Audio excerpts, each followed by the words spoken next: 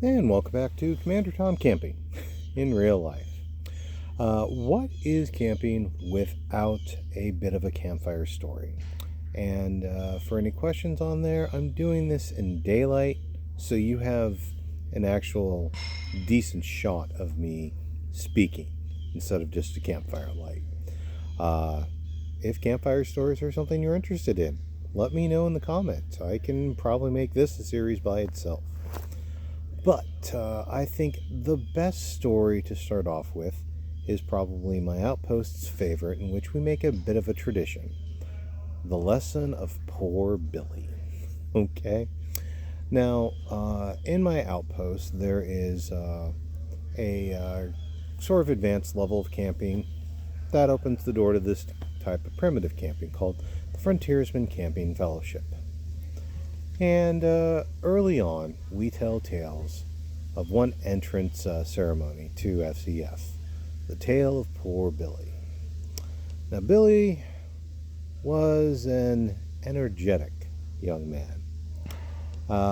And key detail to start off with is this is back a while ago when, young boys wore their hair a lot longer down to their shoulder, flowing and blowing in the wind exactly like my hair doesn't. Well, this young man had to light a fire for his challenge. So he's hitting the flint and steel, and he's sparking, and he's blowing on the embers, and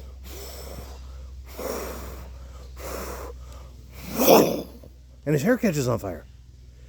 And, understandably, he freaks out. So he jumps up, he's running around because his hair's on fire, he's not thinking, and we're in the middle of the woods. And what are woods? Trees. What do trees have? Limbs. So he takes off running into the woods, and he winds up getting himself caught in the limbs of the tree.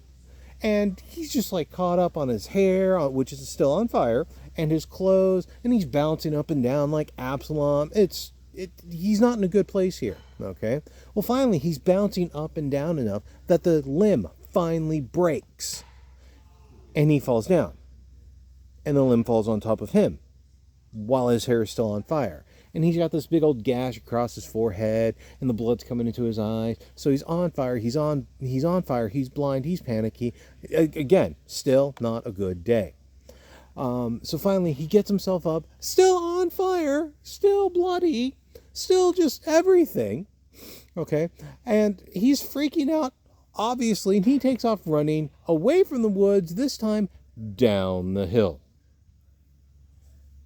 Head over heels, down the hill. Cartwheeling, down the hill. Uncontrolled, unplanned, unwanted, boom, boom, boom, boom, boom, boom, boom, boom. Still not a good day, okay?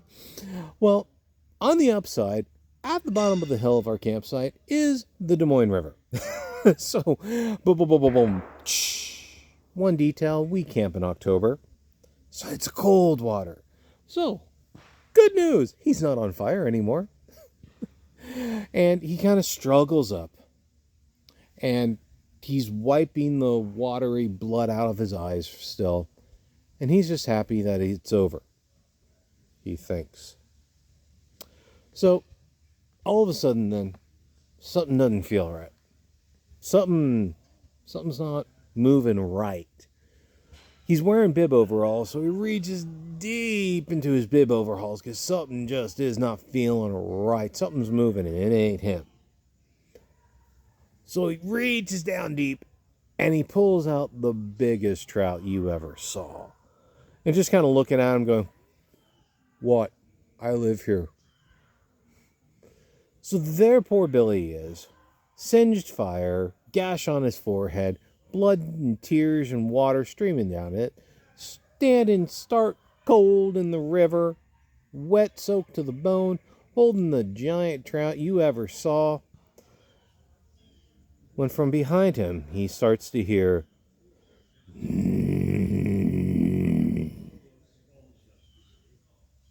he turns around, and from there the tale gets a little bit too grisly for YouTube. Well, that's the kind of tale that we like to talk about for the frontier adventure. And then when the young men actually join the Frontier Adventure, complete their tests and everything. We go over a few things of the general codes of behavior and expectations and such.